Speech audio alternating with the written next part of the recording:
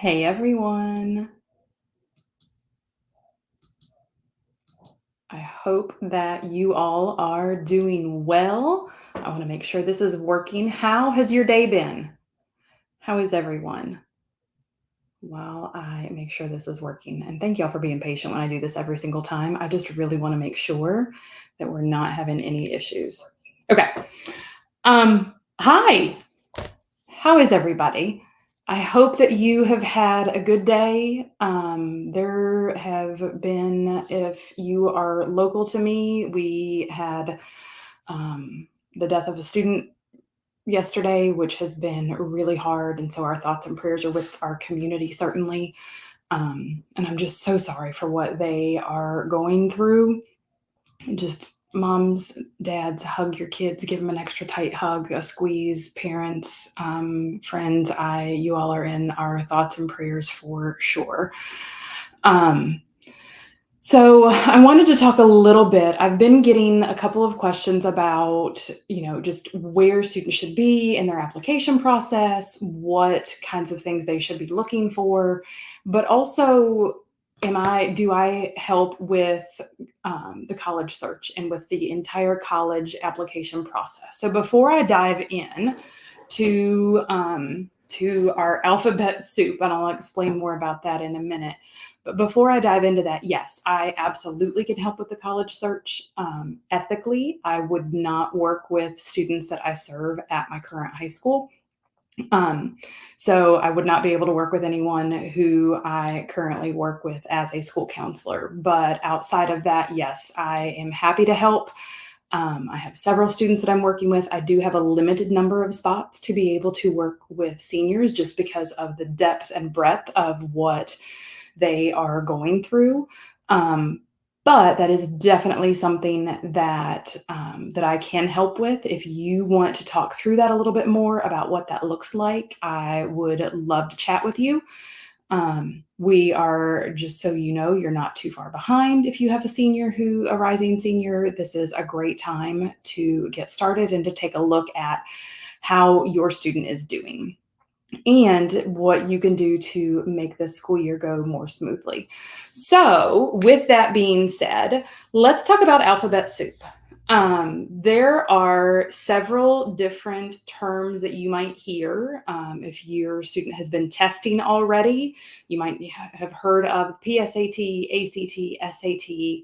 Those are different exams. AP, I talked a little bit yesterday. If you're in our Facebook group, I did talk about AP exam scores being released and what those mean. If you're not in that group and you want to hear more about it, please join that group. It's Confused to College Ready. I would love to chat with you and have you learn more about what your student scores look like or what it would look like if your student took some of those classes. But today, for the alphabet soup, part of what I want to talk about is EA, ED, and RD. So for those of you that don't know, EA is going to be early action. ED is going to be early decision, and RD is regular decision. So those are the three most common application types. There also are there's rolling admission and just an open admission. But today, that's what I want to talk about.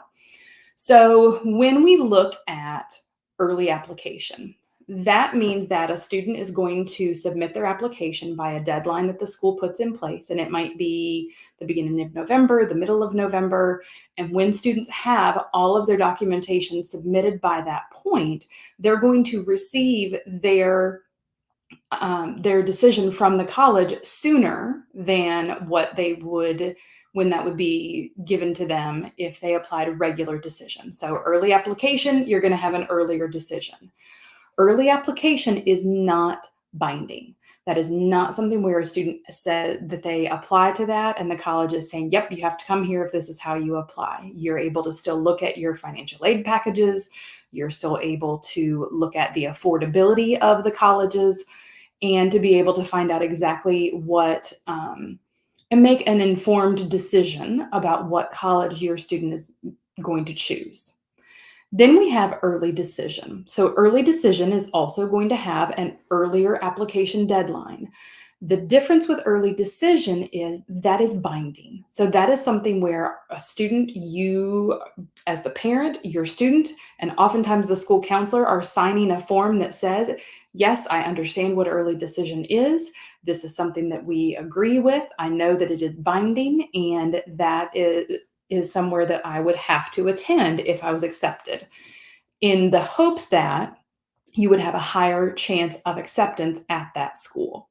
So that means you're not necessarily going to know about financial aid packages. There's not going to be something that's guaranteed with that. And if you end up that you're accepted, you are essentially saying, yes, I commit to attending this college. Now, if there ended up that there was a major financial issue or something like that, look at the stipulations of the college. But if you were to back out of that and your student ended up wanting to attend a graduate program there or something like that, that can have a negative impact on your student later on down the road. It also could have a negative impact on students from your high school, potentially, if they ended up, that college accepted someone early decision, that student didn't go, and then let's say that your student is now looking to apply early decision. They might say, well, you know what though, remember a couple years ago, Susie or Johnny or whoever applied early decision and they didn't come. And so that could end up having a negative impact on your high school. So just be very, very careful if you think that you are going to apply early decision. So early application, not binding. Early decision is binding. So just be aware of that. Talk through things with your school counselor. Talk through things if you want to chat for 15, 20 minutes with me and dive deeper on that and what will things look like. Or if you are interested in working with me, like I said, I do have a limited number of spots for seniors. And so that window will be closing soon, the sooner that we get to the school year starting and being able to have time.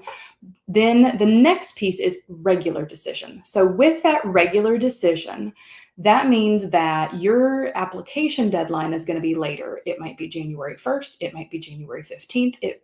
Whatever the school decides. And then you are going to get your decision from that college in maybe the middle of March or April. Into the beginning of April. So early action, early decision, you're probably going to get your decision from the college sooner, like maybe January into February. And then regular decision, it just is your application deadline is later, but then you also are going to have a later start or a later time that you would receive the decision from that particular college. So those are the three main decision types. It's important to know what deadlines are for student materials as well as for any kind of supplemental materials, and to be able to look at keeping track of those things. So again, if you want to talk through, I'm happy to chat with you for 15, 20 minutes for free just to be able to talk through things. If you want some additional support, let me know, send me a message. And you can send it to me on Facebook or my email. It's admin@confusedtoready.com. I hope that you all have an amazing night, and I will talk with you soon. Bye.